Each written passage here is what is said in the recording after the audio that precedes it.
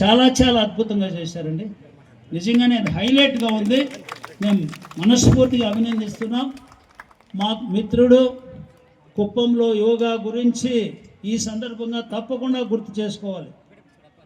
కుప్పంలో యోగా గురించినటువంటి కార్యక్రమాన్ని జరిపిస్తున్నటువంటి గోపి గారు మా ఆర్టీసీ డిపార్ట్మెంట్లో కూడా డ్రైవర్గా ఉంటూ చాలామందికి ఇక్కడ యోగా కార్యక్రమాన్ని చేశారు.